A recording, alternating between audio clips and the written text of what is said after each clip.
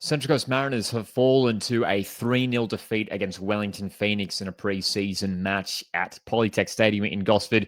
Beautiful day for football. There was a nice breeze coming off Brisbane water, but the performance and the result wasn't quite there for the Central Coast Mariners. Today, we're going to talk about what we learned from this game, and if you weren't able to attend the match, it'll give you a bit of an insight into what we saw from the Central Coast Mariners in this contest. And overall, the big takeaway is that we are yet to see any sort of major improvements from last year at this stage. Looking pre-season, we've had some interesting results: a draw against Western Sydney Wanderers, a win against Sydney FC, which was a big result there.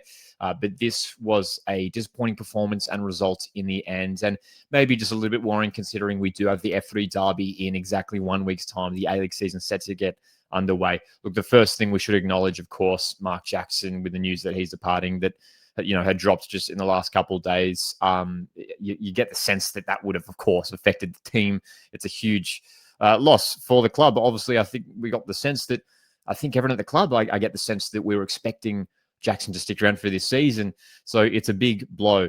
So this team really has to rally together now and pull together for this season. But a 3-0 loss here to Wellington Phoenix. Rufer and Eze with the goals for the visitors. Central Coast Mariners unable to get on the score sheet. But the first thing we took away from this match is Brad Sapp is likely to play at centre-back, at least for the early phase, the stages of this season.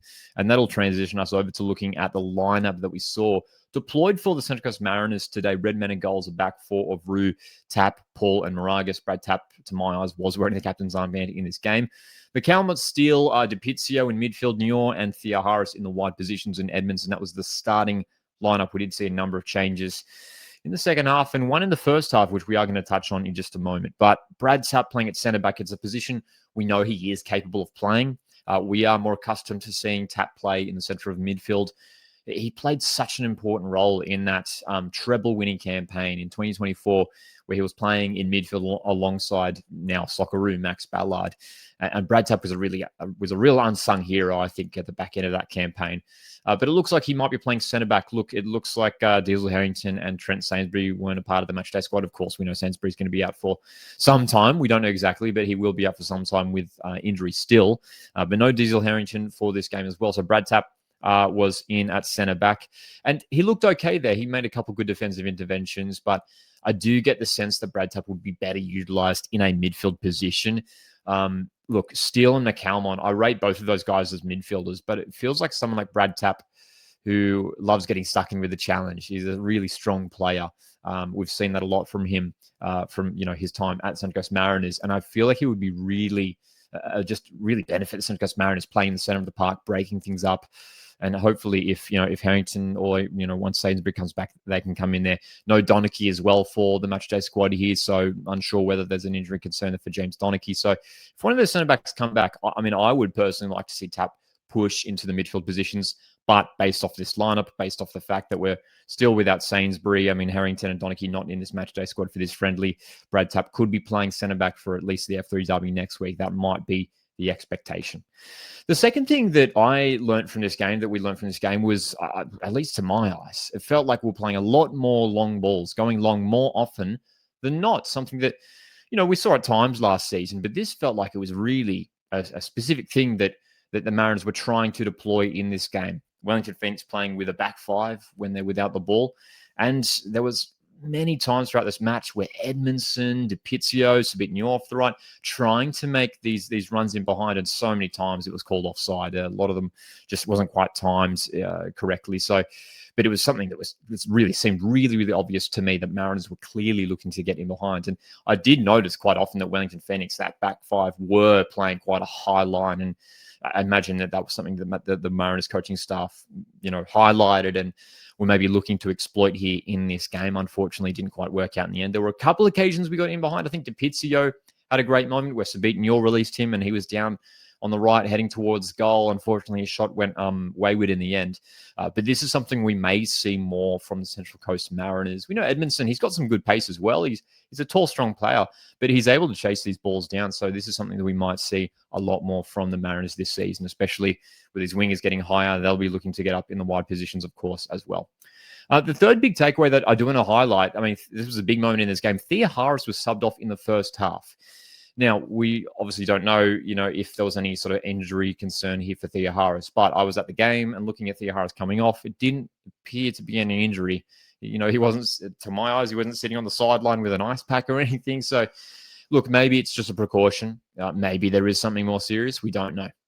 But to me, he looked okay. So I wonder what that says about Christian Thea Harris. He had a couple moments in that first half getting on the ball, trying to whip some crosses in, but nothing was quite clicking just for anyone in attack, really, today for Central Coast Mariners. But it was a big moment in that first half specifically. Obviously, it's just a preseason friendly as well, so you see the rotation. But it did really stand out because he was the only player who did come off in the first half. So, again, don't necessarily want to speculate in regards to what's happening there, but it is worth highlighting, whether there's maybe an injury. We'll keep an eye on it. Like maybe if Thea Harris isn't involved next week, maybe there is an injury, and perhaps we'll hear more from the Mariners in regards to Christian Thea Harris and why he did depart the field early in this game.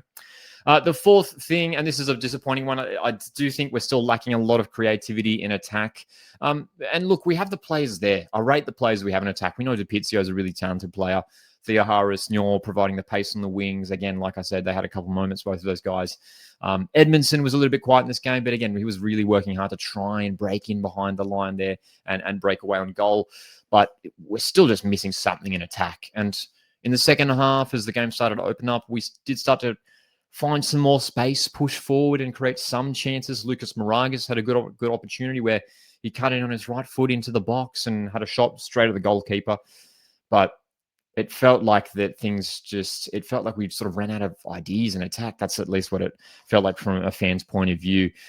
So, look, maybe that just goes down to the fact that it was a really hot day, and towards the end of the game, our players were struggling, perhaps with fitness. Of course, the season getting underway next week. But I do think we need to see some improvement in that department overall.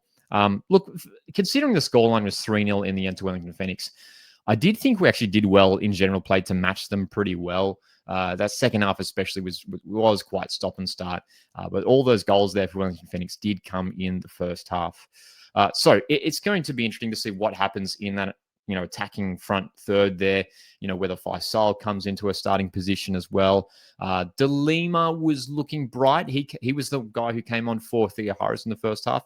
He was trying to influence the game a little bit, but again, like I said, no one really sort of got going in attack for the Mariners. But De Lima, Brantman, whether he comes in and tries to make an impact as well. Duarte came in the second half as well. So there are options here for the Mariners, but still just need to find those right combinations, that right combo of sort of front four players, if you like, in attack.